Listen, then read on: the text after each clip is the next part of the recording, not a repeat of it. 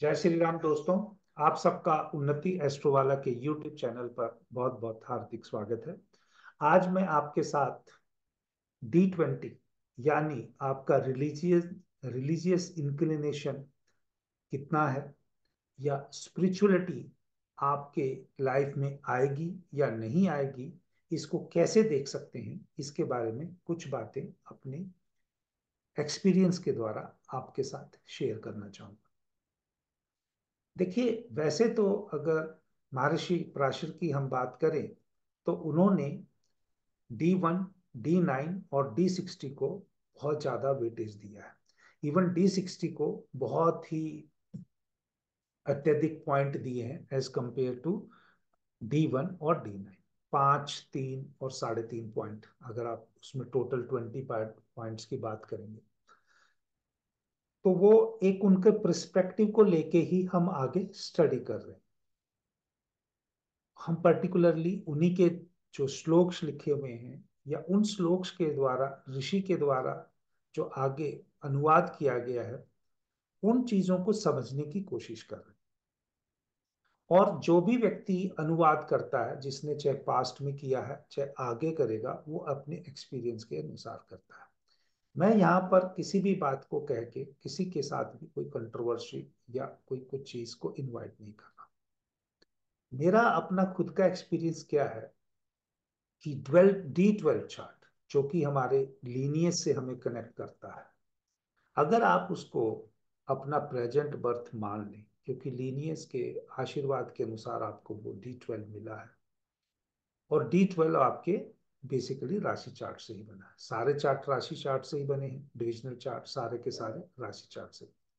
लेकिन अगर मैं अपने एक्सपीरियंस के हिसाब से बताऊं तो D12 चार्ट आपके बारे में बहुत कुछ क्लियरिटी से बताता है। इसी प्रकार D60 चार्ट आपके पास्ट लाइफ के कर्मों के बारे में बहुत कुछ बताता है। और D108 आप जो फ्यूचर में हासिल करने वाले हैं in terms of next birth, उनके बारे में बहुत कुछ क्लियरिटी से बताता है। या आपका मोक्ष हो जाएगा तो 108 तक आप पहुंचेंगे ही नहीं। तो बेसिकली ये जो ट्राइन है, D12, D60, D9, D108, ये बेसिकली 1, 5, 9 का त्रिकोण ही। ये 1, 5, 9 का त्रिकोण अगर देश लोकल या हमारा आप कह लीजिए बेसिक रूप से देखें तो ये आप राशि चार्ट से भी देख सकते हैं। तो आज एक एग्जाम्पल के द्वारा मैं आपके साथ ये शेयर करूंगा कि हमें कैसे देखना चाहिए कि हमारे चार्ट में जो रिलीजियस या धर्म के प्रति जो श्रद्धा है वो कैसे पूरी हो सकती है, या हम कर भी पाएंगे या नहीं कर पाएंगे। तो उसको चीज को बताने के लिए मैं आपके साथ एक एग्जाम्पल, जैसा कि आप देख रहे हैं, इसके द्वारा शेयर करने की कोशिश कर रहा हूं। आप जैसा जानते हैं कि श्री नरेंद्र मोदी जी जो भारत के देश के प्रधानमंत्री हैं, पर्टिकुलरली पिछले 4, 5 साल में, देखिए वो स्पिरिचुअल पहले से हैं। हमें उनके कहीं कंट्रीब्यूशन में या उनके कहीं जब हम पुरानी चीजों को टटोलते हैं वहां ये कहीं विवरण आता है या कुछ लोग बताते हैं कि भैया ये तो एक पर्वत पे तपस्या करने के लिए या किसी एक साधु महाराज या जिसको ये गुरु मानते हैं उसके पास गए ही थे कि भैया मुझे अपने शरण में लेके मुझे तपस्या करने दीजिए। लेकिन वहां ऐसा कहते हैं, गुरु ने कहा कि आप वापिस जाइए और आपको अभी बहुत कुछ काम करने हैं और जब समय आएगा तब आप आ जाइए। ऐसे ही कुछ और पुराने ऋषियों की भी कहावत है। जब कुछ पास्ट में ऐसी इवेंट हुई हमारे देश में, जब उन्होंने कहा कोई एक व्यक्ति साधु की अंदर उसकी इच्छा, उसकी प्रवृत्ति साधु जैसी होगी, लेकिन वो एक मॉडर्न पॉलिटिशियन बन के आएगा और वो धर्म के प्रति बहुत सारा कंट्रीब्यूशन करेगा। अब ये सारे स्टेटमेंट्स आपको पुरानी न्यूज़पेपर्स और सारे कुछ लिटरेचर में मिल जाएंगे। हमें इसकी बात नहीं करनी। अब हमें इस एग्जाम्पल के द्वारा ये देखना है कि ये जो हमारे देश के प्रधानमंत्री हैं, जो इन्होंने इतने सारे मंदिरों का या उद्घाटन किया है, या इनके कार्य में भगवान ने इनको ऐसा क्या मौका दिया है? क्योंकि अगर ईश्वर की कोई शक्ति होगी, ईश्वर की इच्छा होगी, तो व्यक्ति वही काम करता है। तो मेरा जैसा मानना है, 1 5 9 अगर धर्म त्रिकोण को रिप्रेजेंट करता है, किसी भी जातक के चार्ट में 1 5 9 धर्म त्रिकोण को इंडिकेट करता है। जैसे 2 6 10 भाव उसके अर्थ त्रिकोण को करता है, 3 7 11 उसके काम त्रिकोण को करता है, 4 8 12 उसके मोक्ष त्रिकोण को करता है। अगर किसी व्यक्ति को धर्म से जुड़कर, स्पिरिचुअलिटी से जुड़कर, रिलीजियस इंक्लिनेशन से काम करना होता है, तो उसका धर्म त्रिकोण और मोक्ष त्रिकोण का बहुत गहरा संबंध मिलता है। अदरवाइज जो व्यक्ति संसारिक जीवन में आते हैं, वो अर्थ और काम त्रिकोण के ही संबंध उनके चार्ट्स में प्रोमिनेंट मिलते हैं। तो यहाँ पर अगर हम देखेंगे, क्योंकि 9वां भाव जो है हमारे गुरु का है और हमें जो धर्म से जोड़ता है, चीज हमारी स्पिरिचुअलिटी का एक जो बैकग्राउंड तैयार करता है, उसमें कहीं ना कहीं 9वां भाव हमारा बहुत महत्वपूर्ण हो जाता है हमारी राशि चार्ट से। वैसे मोक्ष का घर जो है 12वां कहा गया है। कुछ चार्ट्स में जो D20 में खासकर जो समाधि कह सकते हैं या मोक्ष के लिए 8th हाउस को प्रोमिनेंटली कहा गया, क्योंकि वो चार्ट स्पेसिफिक है। लेकिन हमें क्योंकि सारी चीजों की प्रिडिक्शन जो करनी होती है वो राशि चार्ट को बेस लेके करते हैं, और राशि चार्ट से सारे डिविजनल चार्ट बने हैं। जब तक कोई चीजें हमें राशि चार्ट में नहीं दिखेंगी, वो चीजें हमें बाद में आगे चलकर डिविजनल चार्ट में भी नहीं दिखेंगी। तो यहाँ पर एक व्यक्ति का जब 9वें भाव का संबंध जो लगन से बन जाए, 9th हाउस का संबंध लगन से बन जाए, तो वो धर्म से जुड़कर काम कार्य कर सकता है, कोई धर्म के प्रति उसकी रुचि हो सकती है। हाँ, अगर इसी प्रकार से अगर हम देखें कि 9वें भाव का 5वें भाव से संबंध हो जाए, तो वो जातक अवश्य ही आगे चलकर कुछ पूर्व पुण्य कर्मों के अनुसार, जो उसके पुराने कार्मिक थे उनके अनुसार वो कार्य करता है।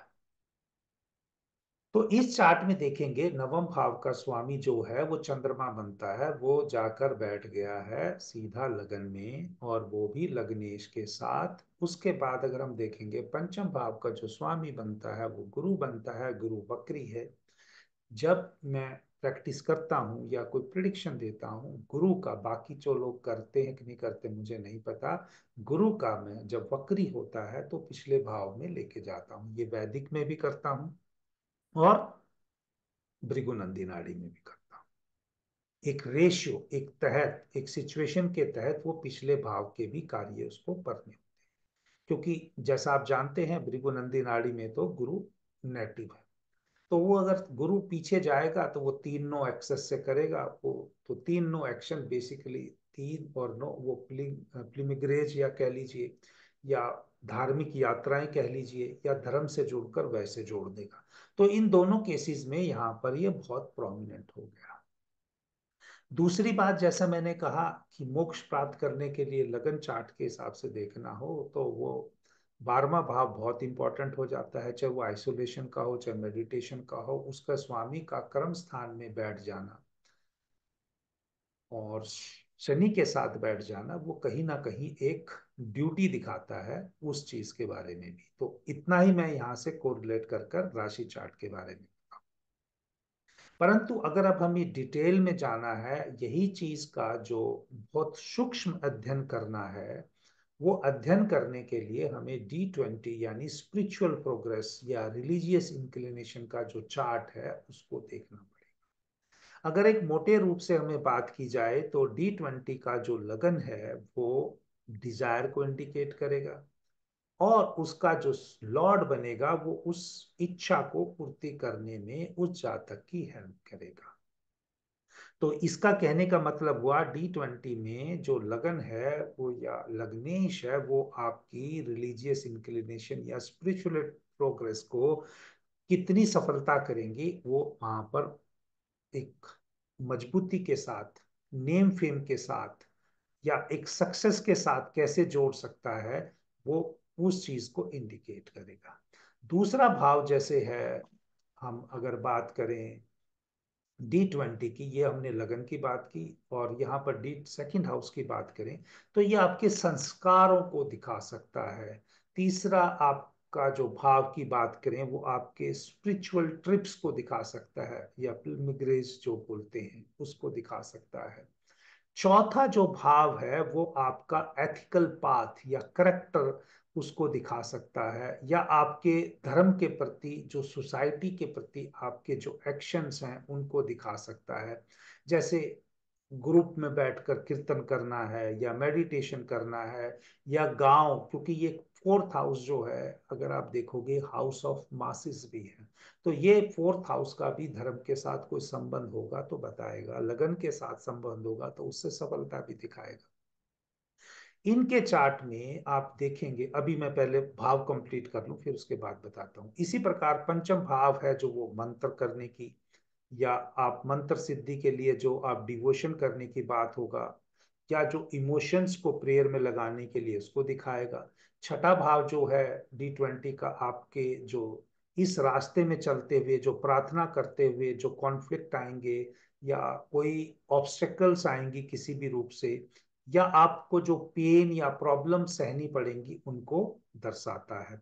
सेवंथ हाउस बेसिकली D20 का बहुत इंपॉर्टेंट हो जाता है, क्योंकि ये ध्यान या मेडिटेशन एक्टिविटीज को, जैसे फोर्थ दिखा रहा था, फोर्थ से फोर्थ सेवंथ हाउस होता है, तो बेसिकली ये वहां पर कम्युनिटी की इन्वॉल्वमेंट को फिर दिखाता है। और फिर ये, जैसे वहां पर सिर्फ इन्वॉल्वमेंट दिखा रहा था फोर्थ हाउस, और ये सेवंथ हाउस फिर उसकी प्रोग्रेशन को दिखाएगा। एट्थ हाउस बेसिकली आपकी मटेरियलिज्म चीजें वाली, या मटेरियलिस्टिक जो चीजें हैं उनसे आपका छुटकारा दिखाएगा। जब तक आपको उनसे छुटकारा नहीं मिलेगा तो आप भक्ति भाव से, इसको कई जगह समाधि भी कहते हैं, कई जगह डेथ ऑफ मटेरियलिस्टिक डिजायर भी कहते हैं, वो जब डेथ होगी तभी आप आगे नवम भाव की तरफ बढ़ पाएंगे। क्योंकि नवम भाव जो है वो पंचम से पंचम है, यानी जो आपने मंत्र स्टार्ट किया और मंत्र से फिर आपने उसको साधना बनाया, उसकी माला फेरना, जप करने का काम किया, तो यह आपके इष्ट देवता से आपको कितनी मदद मिल रही है उसको दिखाएगा।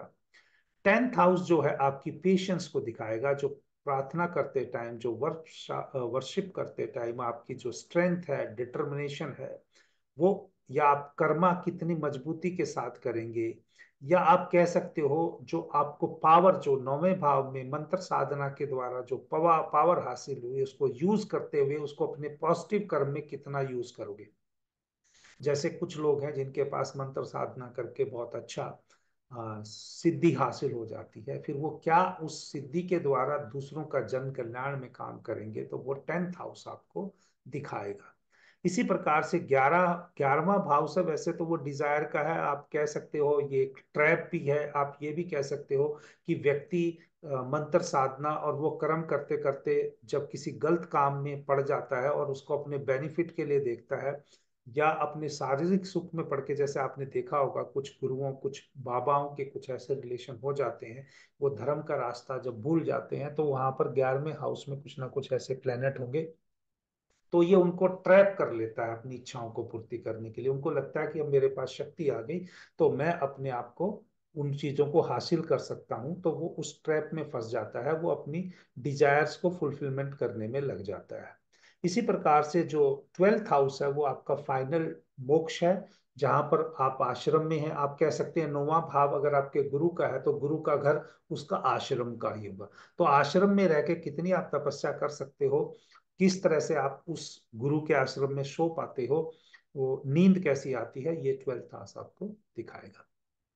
तो चलिए, अब मैंने जो आपको चीजें बताई इनको कोरिलेट करता हूँ। इन कोरिलेट करने का मतलब है D20 का लगन या लग्नेश जितना मजबूत होगा आपको उतनी अच्छी चीजें हासिल करने में पता चलेंगी। फिफ्थ हाउस का अगर कोई संबंध अगर आप देखेंगे, फिफ्थ हाउस का जो संबंध यहाँ पर हम अगर जोड़ के देखें तो वो एक्चुअली आपकी क्रिएटिव इंटेलिजेंस को दिखा सकता है, सेलिब्रेशन दिखा सकता है, या आपकी रॉयल ग्लैमर को दिखा सकता है। तो फिफ्थ हाउस का संबंध हो जाना इस चार्ट में बहुत अच्छा एक आइडिया दिखा सकता है। यहाँ पे कुछ ग्रहों का, पॉजिटिव ग्रहों का बैठ जाना वो भी एक आपको एक सफलता के मार्ग पर ले जा सकता है। 9वां भाव क्योंकि गुरु का है, आप गुरु के प्रति ड्यूटी है, जो धर्म की नॉलेज है, ऑर्थोडॉक्स रिलीजन है या फिलॉसफी है, उन सब की जो टीचिंग है, अगर वहां पर भी अगर कोई अच्छे जैसे सूर्य जैसे ग्रह बैठे हैं, क्योंकि सूर्य बेसिकली पंचम भाव का कारक है, गुरु जो है वो 9वें भाव का कारक है। तो इस तरह का अगर इन्वॉल्वमेंट इन प्लेनेट एक दूसरे में नेचुरल कार का बन के बैठ जाए या इन दोनों में एक्सचेंज हो जाए, तो वो बहुत अच्छे प्रकार से दिखाता है। मैं आपको बताऊंगा इस चार्ट पे वो कैसे एक्टिवेट हो रहा है। और फिफ्थ हाउस जो है वो D20 का बहुत इंपॉर्टेंट हो जाता है जब किसी व्यक्ति की भक्ति डिवोशन के बारे में भी बात करें। तो इन चीजों को हम चलते हैं और इनको देखते हैं कि इनके चार्ट में ये कैसे भगवान ने इनको मौका दिया। यहाँ पर मैंने कुछ और चीजें भी लिखी हैं, फर्स्ट हाउस, फिफ्थ हाउस और एट्थ हाउस, 12th हाउस, इनका भी नाम लिखा है, और प्लेनेट जो इंपॉर्टेंट है उनको मैं एक्सप्लेन नहीं कर रहा हूँ, लेकिन हम इनके चार्ट से देखते हैं। यहाँ पर गुरु खुद जो कारक है, गुरु किसका कारक है? धर्म का, रिलीजन का, स्पिरिचुअलिटी का। फिफ्थ हाउस जो बहुत इंपॉर्टेंट है रिलीजियस एक्टिविटीज और डिवोशन का, वो गुरु का फिफ्थ हाउस में बैठ जाना बहुत इंडिकेशन देता है। लेकिन ये शुरू से ऐसे क्यों नहीं हुए? वो शुरू से इसलिए नहीं हुए क्योंकि इनके यहाँ पर चार्ट में एक्सचेंज है। जैसे जैसे एज बढ़ती चली गई तब तब वो प्रोग्रेस होगा। अगर कोई प्लैनेट डायरेक्टली बैठा है, रेट्रोगेट ना हो और एक्सचेंज में ना हो, तो वो वहां पर प्लैनेट का डायरेक्ट रिजल्ट बचपन से दे सकता है। लेकिन इनकी जैसे जैसे, क्योंकि यहाँ पर मंगल लगन में चला गया और दोनों एक तरह से अब अपने फ्रेंडली राशि में बैठे हुए हैं, लेकिन यहाँ पर एक्सचेंज होने की वजह से, क्योंकि जो दशाओं का भी खेल है, जब दशा आएगी तो किसको, क्योंकि जब अगर मान लो गुरु की दशा आई होगी तो पहले मंगल का रिजल्ट मिलेगा, और जो अगर मंगल की जब दशा आएगी तो गुरु का रिजल्ट मिलेगा। यानी इनकी जब मंगल की महादशा चल रही होगी तो ये गुरु का अच्छा रिजल्ट मिलेगा, और जब गुरु का इनकी महादशा आई होगी तो ये मंगल का रिजल्ट इनकी लाइफ में प्रोमिनेंट रहा होगा। चलो इस चीज पे भी नहीं चलते हैं। तो यहाँ पर जब ये एक्सचेंज हो जाता है तो एक्सचेंज गुरु लगन में चला जाता है। गुरु लगन में बैठकर यहां से देखिए, फिर फिफ्थ हाउस को देखेगा, सेवंथ हाउस को देखेगा, नाइन्थ हाउस को देखेगा। जो फिफ्थ हाउस, जो फर्स्ट हाउस है वो खुद का है, फिफ्थ हाउस उसका इंक्लिनेशन का है, सेवंथ है वो ध्यान और मेडिटेशन का है, और नाइन्थ हाउस जो उसको धर्म के कार्य पे या गुरु के या रिलीजन के बारे में आगे बढ़ाने का है। ये चार्ट में एक और पॉजिटिव चीज है, क्योंकि 10th हाउस का जो लॉर्ड है वो हमारा बेसिकली आप ये कह सकते हो एक कमिटमेंट है, एक प्रॉमिस है अपने आप की, मैं इस कार्य को, इस भाव के कार्य को कितनी श्रद्धा से करूं। उसका जो लॉर्ड है वो वक्री बेशक है, क्योंकि जैसे मैं कह रहा हूं वक्री वहां का, और पीछे का रिजल्ट भी देगा, वो समाधि वाले हाउस से सैटर्न से संबंध भी बना रहा है, परंतु वो जुपिटर जब उसको मरकरी को देख रहा है तो ये थर्ड हाउस और सेवंथ हाउस और 10th हाउस के भी प्रोमिनेंटली रिजल्ट दे रहा है। अब यहां पर हमें एक चीज देखनी है कि भाई व्यक्ति सब दुखों से गुजरेगा। एट्थ हाउस क्या है? वो दुखों से गुजरता है। एट्थ हाउस में सैटर्न बैठा हो तो व्यक्ति का रिजल्ट, पेन, वो प्रोमिनेंट हो जाता है। अब सैटर्न इस कुंडली में जो सेकंड और थर्ड हाउस का लॉर्ड भी है, तो यहाँ पर ये दिखाता है कुछ परिवार के प्रति या जो भी है अपने फ्रेंड्स के प्रति या छोटे भाई बहन से वो दूर जाना यहाँ पर, क्योंकि वो उनसे डिटैचमेंट करा के ही वो आगे बढ़ पाएंगे। तो ये बहुत बचपन में या कह लीजिए जब भी निकले होंगे तो किसी ना किसी वजह से उनसे थोड़ा बहुत डिस्टेंस हुआ होगा। हाँ, अब यहाँ पर आप ये भी कह सकते हैं कि जब भाई बहन से डिस्टेंस हुआ होगा तो माँ से क्यों नहीं हुआ? क्योंकि यहाँ पर जो समाधि का या जो डेथ का हाउस है उसका जो लॉर्ड है वो चंद्रमा बन रहा है, और चंद्रमा यहाँ पर एग्जॉल्टेड बैठा है। और क्योंकि ये यहाँ शनि के प्लेनेट भी चंद्रमा की राशि में बैठा है तो ये बाउंड कर देता है कुछ ड्यूटियों के लिए, इसलिए वो थोड़ा सा माँ के जब तक रहेंगी तब तक वो प्रोमिनेंटली उसके और आगे बढ़ के काम करने में उसको दिक्कत है।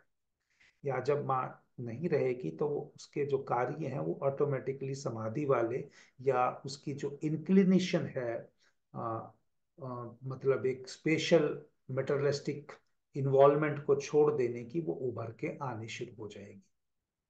और फाइनली जो मोक्ष है जो रिफ्लेक्ट करेगा वो ये 12th हाउस से करेगा, क्योंकि यहाँ राहु केतु बैठे हुए हैं और यहाँ का लॉर्ड जो है मंगल लगन में चला गया। तो फाइनल डिजायर तो यहाँ इस जातक के चार्ट से होती हुई पूरी की पूरी दिखाई दे रही है। यहाँ पर मेरा कोई विशेष मार्केटिंग करने का या कुछ करने का नहीं है। चार्ट और भी हैं कुछ लोगों के जो मैं, जैसे जिनके चार्ट में ऐसे कॉम्बिनेशन है, अगर वो चाहते हैं कि मैं उसके ऊपर वीडियो बना के, और वो स्पिरिचुअलिटी में डूबे हुए, कंडीशन क्या है, स्पिरिचुअलिटी में डूबे हुए हैं या स्पिरिचुअलिटी में उनको डूबने की इच्छा है, तो उनके चार्ट में क्या कॉम्बिनेशन है, किसकी पूजा करनी है, क्या करने में अगर मैं कोई हेल्प कर पाऊंगा उससे मेरे भी जो है कर्म अच्छे होंगे। क्योंकि यहाँ पर आप देखिए इन्होंने किसकी ऐसे भगवान की पूजा करनी है जिसके हिसाब से इनका बहुत प्रोमिनेंटली उभर के आएगा। तो नॉर्मली हम क्या करते हैं कि विष्णु भगवान के अवतारों का नाम लेते हैं, विष्णु भगवान के अवतारों का नाम लेके प्लेनेट के हिसाब से चलेंगे तो हर प्लेनेट के कुछ कारक हैं, वो प्लेनेट उनकी लाइफ में आएंगे और वो उनको एक्टिवेट कराने में मतलब योगदान देंगे। तो यहाँ से जैसे सूर्य से हम श्री राम को ले लेते हैं, चंद्रमा से श्री कृष्ण भगवान को ले लेते हैं, या गुरु से वामन जी को ले लेते हैं, जो भी आपने एक्स वाई जेड जैसे इस तरह से हमने करने हैं। तो आप देखिएगा कि आप उनकी साधना में लगते हैं, अगर आपको वहां पर वो प्लेनेट अगर रोल देते हुए दिखता है तो क्या आप अपनी स्पिरिचुअलिटी को थोड़ा फास्ट कर सकते हैं, आप अपनी डिजायर को थोड़ा फास्ट कर सकते हैं। परंतु एक ये गहन अध्ययन का विषय है, ये ऐसे नहीं बताया जा सकता। या आपकी लाइफ में कोई गुरु आएगा, जब आपका समय आएगा या आप गुरु तक पहुंच जाएंगे या गुरु आपके वहां से गुजरेगा, आपको उसकी अट्रैक्शन जो है, क्योंकि गुरु का जो ग्रेविटेशनल फोर्स है, जब आपके गुरु उस एरिया में आएगा तो आप चाहे स्पिरिचुअलिटी में लगे भी नहीं है तो वो ग्रेविटेशनल फोर्स आपको खींचेगी और आप उसकी तरफ आपको लेके जाएगी। तो मेन बात क्या है, आपको ये देखना है कि आपका धर्म त्रिकोण कौन सा हो गया, 159 जो हाउसेस है G20 के, और जो आपका मोक्ष त्रिकोण है यानी 4th 8th 12 हाउसेस है, उनके लॉर्ड का जितना आपस में संबंध बनेगा आपकी लाइफ में उतना आगे चलकर स्पिरिचुअलिटी और रिलीजियस इंक्लिनेशन होने का बहुत अच्छा योगदान है। जैसे इनके चार्ट में देखेंगे, धर्म त्रिकोण में गुरु और सूर्य का और बुध का मंगल का जो संबंध है, ये कहीं ना कहीं इनके मोक्ष वाले हाउसेस से, जैसे अगर हम यहाँ देख रहे हैं तो यहाँ पर मंगल और गुरु का प्रोमिनेंटली संबंध निकल के आ रहा है इनके चार्ट के हिसाब से। तो ये इनको एक हेल्प करेगा, जब ये उस एक्टिविटी में चलेंगे तो इनकी स्पिरिचुअलिटी और रिलीजियस एक्टिविटी बढ़ जाएंगी। तो जय श्री राम दोस्तों, अगर आपको ये वीडियो पसंद आ रहा है या ये वीडियो मेरे द्वारा दिए बनाए गए वीडियो पसंद आते हैं तो आपसे निवेदन यही रहेगा, चैनल को सब्सक्राइब करें, और अगर हो सके तो जो इंटरेस्टेड हैं उन लोगों में इस चैनल के या इस वीडियो के लिंक को आगे भी फॉरवर्ड करें। जय श्री राम, आपका दिन शुभ हो।